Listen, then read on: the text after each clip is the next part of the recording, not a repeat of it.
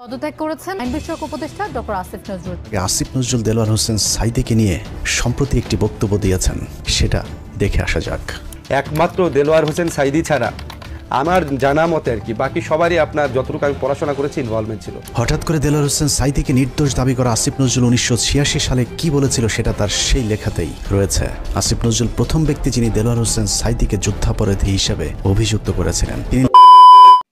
আসসালামু আলাইকুম রহমতুল্লাহ, সবাই কেমন আছেন? আশা করি সবাই অনেক অনেক ভালো এবং সুস্থ আছেন। সবাইকে স্বাগতম জানাচ্ছি আমাদের আরেক নতুন ভিডিওতে। প্রতিদিনের মতো আমি আপনার মধ্যে সিরিয়াত ফারুকি আবারও চলে আসলাম নতুন একটা ভিডিও নিয়ে। দর্শক, আজকের ভিডিও টাইটেল এবং থাম্বনেল দেখে ইতিমধ্যেই বুঝতে পেরেছেন আজকে কি বিষয় নিয়ে কথা বলবো। খুবই গুরুত্বপূর্ণ একটা বিষয় নিয়ে কথা বলবো আজকের এই ভিডিওতে। আপনারা জানেন কোরআনের ফাঁকি আল্লামা দেলোয়ার হোসেন সাঈদীকে শেখ হাসিনা সরকার ক্ষমতায় থাকা অবস্থায় তাকে রাজাকার ট্যাগ দিয়ে তার উপর কিভাবে নির্যাতনের স্টিম রোলার চালানো হয়েছিল তা আপনাদেরকে আর নতুন করে বলার কোনো ভাষা নেই, বা এগুলো আর বলতে হবে না, কারণ তিনি আর আমাদের মাঝে নেই। কিন্তু তিনি না থাকলেও তাকে যে এই যে রাজাকার ট্যাগ দেওয়া, তার উপর যে নির্যাতনের যে কিভাবে প্ল্যানিং প্রোগ্রাম করা হয়েছিল তার ভয়াবহ এক চিত্র তুলে ধরেছেন বাংলাদেশের জনপ্রিয় একজন সাংবাদিক ইলিয়াস হোসেন। তিনি খুবই গুরুত্বপূর্ণ এবং খুবই তথ্যবহুল একটা প্রতিবেদন করেছেন। যে তথ্যবহুল প্রতিবেদনে বর্তমান অন্তর্বর্তীকালীন সরকারের অন্যতম আইন উপদেষ্টা আসিফ নজরুল তখন সাংবাদিক থাকা অবস্থায় কিভাবে কোরআনের ফাঁকি আল্লামা দেলোয়ার হোসেন সাঈদীকে কিভাবে রাজাকার ট্যাগ দিয়ে তার উপর এই নির্যাতনের স্টিম রোলার চালানোর একটা মানে হালাল পন্থা যেটা বলা হয়, মানে কিভাবে এই পন্থাটা তারা তৈরি করেছিল আওয়ামী লীগ সরকার ক্ষমতা অবস্থায় বা আসিফ নজরুলরা, তার খুবই গুরুত্বপূর্ণ একটা প্রতিবেদন করেছেন সাংবাদিক ইলিয়াস হোসেন। যদিও এটা অনেক আগের একটা প্রতিবেদন, কিন্তু সাম্প্রতিক সময়ে এই প্রতিবেদনটা আমার চোখে পড়েছে, তাই আমি ভাবলাম আপনাদের মাঝে বিষয়টা তুলে ধরি, তাই আপনাদেরকে ভালো লাগবে এবং খুবই গুরুত্বপূর্ণ কিছু তথ্য জানতে পারবেন। তাই আমি সবাইকে অনুরোধ করব এক মুহূর্ত না টেনে সবাই ভিডিও ধৈর্য সহকারে দেখবেন। তার আগে যারা আমাদের চ্যানেলটিতে এখন চ্যানেল সাবস্ক্রাইব করে সাথে থাকবেন। সো আমরা ধারাবাহিকভাবে আসিফ নজরুলরা কিভাবে আল্লামা দেলোয়ার হোসেন সাঈদীর মতো ব্যক্তিদেরকে রাজাকার ট্যাগ দিয়ে তাদের উপর নির্যাতন চালাতো, তার আমরা ভয়াবহ চিত্র একটা সাংবাদিক ইলিয়াস হোসেনের প্রতিবেদনের মাধ্যমে আমরা একটু দেখে আসবো। শাহরিয়ার আসিফদের যৌথ প্রযোজনায় ভারতীয় মিশন বাস্তবায়নের কাজ যখন তুঙ্গে, তখন ভারতীয় ষড়যন্ত্রের বীজ দাঁত ভেঙে দিতে উল্কার মতো ছুটে আসে এক উজ্জ্বল নক্ষত্র। আমরা ভারতকে দেখিয়ে দেব ইনশাআল্লাহ এই পৃথিবীতে বাংলাদেশের সবচাইতে বড় দুশমন ভারত। সবচাইতে বড় দুশমন কে? দ্বিতীয় লেয়ারে থাকা রয়ের সদস্যরা সবচেয়ে ভয়ঙ্কর। এদেরকে সাধারণ দৃষ্টিতে দেখে মনে হবে প্রচণ্ড ভারত বিরোধী, কিন্তু গোয়েন্দাদের প্রথম দুটি লেয়ার যখন অকৃতকার্য হয় তখন সবশেষ লেয়ারটি কৌশলে দাঁড়িয়ে যায়। আসিফ নজরুল ওরফে নজরুল ইসলামকে সামনে রেখে সুখের স্বপ্ন নিয়ে 18 কোটি যাত্রী যে ট্রেনে চেপে বসেছে, সেই ট্রেন ভবিষ্যতে কোন দিকে যাবে সেটা অনুমান করতে চালকের অতীত সম্পর্কে একটু জেনে আসা বাঞ্ছনীয়। আসিফ নজরুলের অতীত কেমন সেটা জানার আগে ভারতীয় গোয়েন্দা সংস্থা বাংলাদেশে কিভাবে তাদের অপতৎপরতা চালায় সেটা একটু বুঝে আসতে হবে। বাংলাদেশের রয়ের প্ল্যান অনুযায়ী মোট 3টি লেয়ার কাজ করে। প্ল্যান এ সরাসরি ভারতের পক্ষে ঘোষণা দিয়ে কাজ করা, যেটা গেল 15 বছর আওয়ামী লীগ এবং হিন্দুরা করেছেন। রাষ্ট্রীয় গুরুত্বপূর্ণ প্রতিষ্ঠানগুলোতে বড় পদ পদবি নিয়ে এরা সরাসরি ভারতের এজেন্ডা বাস্তবায়ন করেছে বাংলাদেশে। এমনকি শেখ হাসিনা নিজে ঘোষণা দিয়ে ভারতের পক্ষে কাজ করার কথা স্বীকার করেছেন। আমরা ভারতকে যে দিয়েছি সেটা ভারত সারা জীবন মনে রাখবে। দ্বিতীয় লেয়ারে থাকা রয়ের সদস্যরা কাজ করে গোপনে। তারা সরাসরি ভারতের পক্ষে কথা না বললেও ভারতীয় দূতাবাসের সাথে তাদের সার্বক্ষণিক যোগাযোগ রেখে ভারতের প্রয়োজনে সবকিছু করে থাকে। তৃতীয় লেয়ারে থাকা রয়ের সদস্যরা সবচেয়ে ভয়ঙ্কর। এদেরকে সাধারণ দৃষ্টিতে দেখে মনে হবে প্রচণ্ড ভারত বিরোধী, কিন্তু গোয়েন্দাদের প্রথম দুটি লেয়ার যখন অকৃতকার্য হয় তখন সবশেষ লেয়ারটি কৌশলে দাঁড়িয়ে যায়। আর এই লেয়ারে যারা থাকে তাদের পরিচয় যখন প্রকাশ পায় তখন আসলে কিছুই করার থাকে না, যে কারণে এদের ব্যাপারে অতি সাবধানী হওয়া অত্যন্ত জরুরি। এই শ্রেণীর ভারতীয় এজেন্টদেরকে সবচেয়ে বেশি কৌশলী হতে হয়, কারণ তাদেরকে ডুয়েল রোল প্লে করে দুই পক্ষকেই খুশি রাখতে হয়। এই ধরনের গোয়েন্দা এজেন্ট নির্বাচনে ভারতীয় গোয়েন্দাদের কিছু সুনির্দিষ্ট চাহিদা থাকে। এসব ক্ষেত্রে যারা আওয়ামী চেতনাধারী, দুশ্চরিত্র, ইসলাম বিদ্বেষী এমন ধরনের সব ব্যক্তিদেরকে বাছাই করা হয়। অন্তরে আওয়ামী চেতনা লালন করলেও প্রকাশ্যে তাদেরকে বিপরীত রূপে আত্মপ্রকাশ করানো হয়। এ ধরনের এজেন্ট তৈরিতে 1 যুগ 2 যুগ আবার কখনো তারও বেশি সময় লেগে যায়, যাতে তাদের পেছনের ইতিহাস মানুষ ভুলে যায়।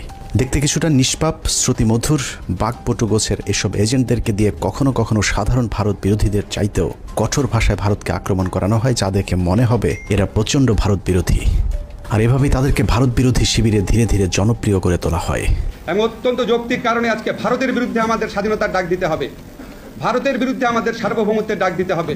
আসিফ নজরুল ভারতের সেই দীর্ঘমেয়াদী প্ল্যান সি এর অংশ কিনা সেটা বুঝতে আমাদেরকে আরও ৩২ বছর পেছন থেকে শুরু করতে হবে। 19 জানুয়ারি 1992, 1975-এর 15 আগস্ট থেকে 1981 সাল পর্যন্ত 6 বছর ভারতীয় মগজ ধোলাইয়ের পর দেশে ফেরেন শেখ হাসিনা। শেখ হাসিনা দেশে ফেরার 15 দিনের মাথায় জিয়াউর রহমানকে হত্যা করে ভারত। জিয়াউর রহমান যেভাবে আন্তর্জাতিক মহলের কাছে জনপ্রিয় হয়ে উঠছিলেন তাতে ভারতের মাথা ব্যথার কারণ হয়ে দাঁড়ায়, যে কারণেই তাকে হত্যা করে এরশাদকে ক্ষমতায় বসানো হয়। এদিকে প্রধানমন্ত্রী হিসেবে শেখ হাসিনাকে প্রস্তুতির কাজও চলতে থাকে। 1990 সালে এরশাদের পতনের পর ভারতের ইচ্ছে ছিল শেখ হাসিনাকে প্রধানমন্ত্রী বানানোর, কিন্তু 1991 সালে নির্বাচনে সবাইকে অবাক করে দিয়ে বাংলাদেশের মানুষ বেগম খালেদা জিয়াকে প্রধানমন্ত্রী নির্বাচিত করেন। 1991 সালে খালেদা জিয়া প্রধানমন্ত্রী হবার বছর না ঘুরতেই শুরু হয় ভারতের প্রথম চক্রান্ত। 1992 সালের শুরুতেই শুরু হয় দেশকে বিভাজনের মুখে ঠেলে দেওয়ার প্রথম ভারতীয় অভিযান। ভারতীয় চর জাহানারা ইমামকে সামনে রেখে প্রতিষ্ঠা করা হয় 71-এর ঘাতক দালাল নির্মূল কমিটি এঘাদানিক। শুরু হয় বিভাজনের রাজনীতি। শেখ মুজিবের সময়ে কথিত যুদ্ধাপরাধের মীমাংসিত একটি বিষয়কে সামনে এনে পুরো জাতিকে স্বাধীনতার পক্ষ আর বিপক্ষের 2 ভাগে ভাগ করে দেওয়া হয়। সার্বভৌম রাষ্ট্রের সংবিধানকে বৃদ্ধাঙ্গুলি দেখিয়ে তৈরি করা হয় কথিত গণ আদালত, এবং সেই আদালতে বিচারিক কার্যক্রম পরিচালনা করা হয় রাষ্ট্রের বিচার ব্যবস্থাকে চ্যালেঞ্জ করার অপরাধে খালেদা জিয়ার সরকার জাহানারা ইমাম সহ 24 জনের বিরুদ্ধে একটি রাষ্ট্রদ্রোহ মামলা করেন। নিশ্চয়ই ভাবছেন অনুসন্ধানের কোথা থেকে কোথায় যাচ্ছে। আসলে এত কিছু বলার কারণ, যাকে নিয়ে অনুসন্ধানের শুরু করেছে সেই আসিফ নজরুলের আসল পরিচয় খুঁজে বের করতেই এত কিছু বলা হচ্ছে। 1992 সালে খালেদা জিয়ার সরকার প্রথম ভারতের যে ষড়যন্ত্র রুখে দিয়েছিলেন, সেই ষড়যন্ত্রের উদ্যোক্তাদের মধ্যে অন্যতম ছিলেন জাহানারা ইমাম, শাহরিয়ার কবির, মুনতাসির মামুন এবং ভারতীয় গুপ্তচর আসিফ নজরুল। জাহানারা ইমামকে প্রধান আসামি করে খালেদা জিয়ার সরকার যে রাষ্ট্রদ্রোহ মামলাটি করেছিল, সেই মামলার অন্যতম একজন আসামি ছিলেন আমাদের আজকের আসিফ নজরুল ওরফে মোহাম্মদ নজরুল ইসলাম। আসিফ নজরুল এখন নাম করা কলাম লেখক, তাকে নিয়োগ করা হলো। আপনারা জেনে খুশি হবেন, আসিফ নজরুলের আদর্শিক গুরুর নাম জনাব শাহরিয়ার কবির। শাহরিয়ার কবির যখন সাপ্তাহিক বিচিত্রার সম্পাদক, আসিফ নজরুল ছিলেন তার প্রধান সেনাপতি। ভারতের এজেন্ডা বাস্তবায়নে ভারতের প্রধান সেনাপতির ভূমিকায় ছিলেন শাহরিয়ার কবির। শাহরিয়ার আসিফদের যৌথ প্রযোজনায় ভারতীয় মিশন বাস্তবায়নের কাজ যখন তুঙ্গে, তখন ভারতীয় ষড়যন্ত্রের বীজ দাঁত ভেঙে দিতে উল্কার মতো ছুটে আসে এক উজ্জ্বল নক্ষত্র। আমরা ভারতকে দেখিয়ে দেব ইনশাআল্লাহ, এই পৃথিবীতে বাংলাদেশের সবচাইতে বড় দুশ্মন ভারত। সবচাইতে বড় দুশ্মন কে? হ্যামিলিয়নের বাঁশিওয়ালার মতো মাওলানা দেলোয়ার হোসেন সাইদি যখন আ ক খ করে সারা দেশের মানুষকে ভারতীয় ষড়যন্ত্রের ব্যাপারে ঐক্যবদ্ধ করছিলেন, তখনই পদে আগুন জ্বলে যায় আসিফ নজরুল আর তার আধ্যাত্মিক গুরু শাহরিয়ার কবিরের। আমি আল্লাহর নামে কসম করে বলছি, আল্লাহ তোমার জাতের কসম, তোমার ইজ্জতের কসম, তোমার সম্মানের কসম, 1971 সনের এক ফোঁটা পানি বা কাদা আমার গায়ে লাগে নাই, লাগে নাই, লাগে নাই। ভারতের বিরুদ্ধে গর্জে ওঠা সাইদি 80-র দশক থেকে এদেশের মানুষকে ভারতীয় ষড়যন্ত্রের বিষয়ে সচেতন করতে থাকেন। গল্প কেচ্ছা কাহিনীর পরিবর্তে কোরআনে বিদ্যমান রাজনৈতিক এবং অর্থনৈতিক তফসিরের মধ্য দিয়ে নতুন ধারার কোরআনের মাহফিলের যাত্রা শুরু করেন আল্লামা দেলোয়ার হোসেন সাইদি। বিড়ালের মতো 500 বছর বেঁচে থাকার কোনো লাভ নাই, সিংহের মতো 1 ঘন্টা বাঁচতে চাই। দলমত নির্বিশেষে সকলের কাছে সাইদি যখন সমানভাবে সমাদৃত হয়ে উঠতে থাকেন, তখন 1989 সালে আসিফ নজরুল প্রথম ব্যক্তি যিনি তার পত্রিকার পৃষ্ঠা জুড়ে এক মিথ্যা সংবাদ ছাপান, যার শিরোনাম দেয়া হয় সাইদি সমাচার, এক ধর্ম ব্যবসায়ীর উত্থান। বিশাল সেই সংবাদের কয়েকটি লাইন পড়লে আসিফ নজরুল কত বড় মাপের একজন মিথ্যুক, প্রতারক এবং হলুদ সাংবাদিক ছিলেন সেটার কিঞ্চিত প্রমাণ পেয়ে যাবেন। লেখার শুরুতেই সাংবাদিক আসিফ নজরুল লেখেন, মাওলানা দেলোয়ার হোসেন সাইদি বিরোধী সাম্প্রতিক গণবিক্ষোভের মধ্য দিয়ে দেশে মৌদুদিবাদ এবং ধর্ম ব্যবসার রাজনীতির অগ্রহণযোগ্যতা আবারও প্রমাণিত হয়েছে। সিলেট, ঢাকা, চট্টগ্রাম সহ দেশের বিভিন্ন স্থানে জামাতের মঞ্চনায়ক সাইদির বিরুদ্ধে স্বতঃস্ফূর্তভাবে জনমত গড়ে উঠেছে। পিরোজপুরের এই মাওলানার জীবনে বিতর্কের সূচনা আগে থেকেই। শর্ষিনা মাদ্রাসায় 5ম ক্লাসের ছাত্র থাকাকালীন অবস্থায় জামাত রাজনীতি সংশ্লিষ্ট থাকার সন্দেহে তাকে মাদ্রাসা থেকে বের করে দেওয়া হয়। তারপর তিনি লেখেন, শর্ষিনা মাদ্রাসার পর তিনি খুলনা আলিয়া মাদ্রাসায় ভর্তি হন। সে মাদ্রাসা থেকে তিনি কামেল পাশ আদৌ করেছেন কিনা এ নিয়ে দেশের আলেম সমাজের প্রচুর সন্দেহ রয়েছে। দেশের শতাধিক আলেম এ বিষয়ে সত্যতা প্রমাণের জন্য সাইদের প্রতি একাধিকবার চ্যালেঞ্জ ছুড়ে দিলেও দেলোয়ার হোসেন সাইদি নাকি কখনোই সেই চ্যালেঞ্জ গ্রহণ করেননি। সাইদির ইসলাম শিক্ষার পরিপূর্ণতা নিয়ে প্রশ্ন থাকলেও তার কণ্ঠ চটলতা এবং শ্রোতা আকর্ষণ ক্ষমতা বরাবরই দ্বিধাহীনভাবে স্বীকৃত। বিভিন্ন টকশোতে ব্যক্তিগত আক্রমণ করার বিরুদ্ধে সবক দেয়া আসিফ নজরুল তার সেই লেখায় দেলোয়ার হোসেন সাইদিকে চরমভাবে ব্যক্তিগতভাবে আক্রমণ করেছিলেন। তিনি লিখেছেন, বিভিন্ন সূত্রের দেওয়া তথ্য অনুযায়ী স্বাধীনতা যুদ্ধের আগেই কণ্ঠ সম্পদকে অবলম্বন করে সাইদি পিরোজপুরের গড়ের হাটে সুর করে আতর তসবিহ ধর্মীয় পুস্তক বিক্রি করে জীবিকা নির্বাহ করতেন।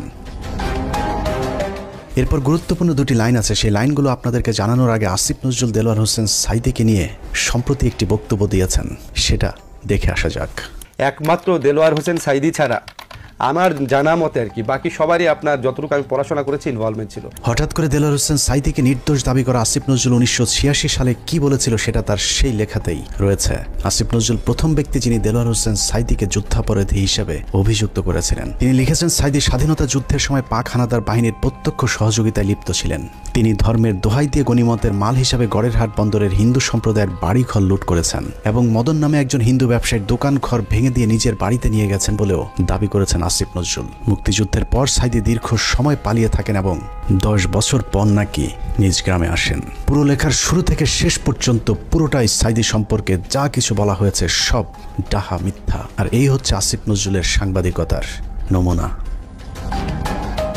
আসিফ নজরুল নিজের খোলস পাল্টানোর সময় মাঝে একবার এই লেখার ব্যাখ্যা দিয়েছিলেন, যেখানে তিনি বলেছিলেন শাহরিয়ার কবিরের দ্বারা প্রভাবিত হয়ে নাকি তিনি সাইদি সম্পর্কে এসব লিখেছিলেন। কিন্তু এটা শুধু একটা চুরি কিংবা ছিনতাইয়ের ঘটনা নয়। এই লেখার মাধ্যমে দেলোয়ার হোসেন সাইদির বিরুদ্ধে যুদ্ধাপরাধের অভিযোগ উঠতে শুরু করে এবং তারই ফলশ্রুতিতে আওয়ামী লীগ সরকার দেলোয়ার হোসেন সাইদিকে আটক করে এবং দীর্ঘ 1 যুগ জেলখানায় বন্দী থাকার পর শাহাদাত বরণ করেন দেশ বরেণ্য এই আলেম। আসিফ নজরুলের এক লেখায় একজন নিষ্পাপ মানুষের জীবন কেড়ে নিয়েছে। অতএব দেলোয়ার হোসেন সাইদির হত্যাকাণ্ডের জন্য আসিফ নজরুল প্রত্যক্ষভাবে দায়ী। আসিফ নজরুল যে আগাগোড়া একজন চেতনাধারী লোক সেটা গণজাগরণ মঞ্চের সময়ও প্রমাণিত হয়েছে। আসিফ নজরুলের নাকের ডগায় গণজাগরণ মঞ্চের নামে বাংলাদেশের বিচার ব্যবস্থাকে গণধর্ষণ করা হলেও আসিফ নজরুল গণজাগরণ মঞ্চের ব্যাপারে একদম টু শব্দ পর্যন্ত করেননি। বস্তুত শাহবাগের গণজাগরণ মঞ্চ সেই আসিফ নজরুলদেরই ঘাতক দালাল নির্মূল কমিটির ফসল।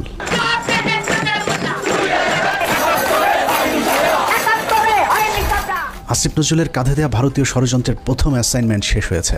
আসিফ নজরুল নিজেকে পাল্টে এখন ভারত বিরোধী আর আওয়ামী বিরোধী প্রমাণের চেষ্টা করে যাচ্ছেন। তো প্রিয় দর্শক, এই বিষয়টা নিয়ে আপনার মূল্যবান মতামত জানাবেন। ইতিমধ্যে আপনারা সবাই সাংবাদিক ইলিয়াস হোসেনের খুবই গুরুত্বপূর্ণ একটা প্রতিবেদন দেখেছেন, কিভাবে শেখ হাসিনা সরকারের আমলে অর্থাৎ আওয়ামী লীগ সরকারের আমলে কিভাবে এসব বাংলাদেশের স্কলারদেরকে কিভাবে রাজাকার ট্যাগ দেওয়া হতো বা কিভাবে তারা রাজাকার ট্যাগ দিয়ে তাদেরকে নানানভাবে প্রতিহত করতো বা তাদের উপর কিভাবে স্ট্রিম রুলার চালাতো ভারতের ইন্ধনে, ভারত সরকারকে খুশি করতে কিভাবে কি করতো, কিভাবে মানে স্ট্রিম রুলারগুলো চালাতো। সাংবাদিক ইলিয়াস হোসেন ভাই এই প্রতিবেদনগুলো না দেখলে আমরা আসলে বুঝতেই পারতাম না যে বাংলাদেশে কি হচ্ছিল, আসলে বাংলাদেশে কি হয়েছিল শেখ হাসিনা সরকারের আমলে। সাংবাদিক ইলিয়াস হোসেন ভাইয়ের এই প্রতিবেদনটা আপনার কাছে কেমন লেগেছে অবশ্যই কমেন্ট করে জানাতে ভুলবেন না। ধন্যবাদ সবাইকে এতক্ষণ সাথে থাকার জন্য। এরকম চাঞ্চল্যকর তথ্য সবার আগে পেতে অবশ্যই আমাদের চ্যানেল সাবস্ক্রাইব করে সাথে থাকবেন। দেখাবো অন্য কোনো ভিডিওতে। ভালো থাকবেন, সুস্থ থাকবেন। আল্লাহ হাফেজ।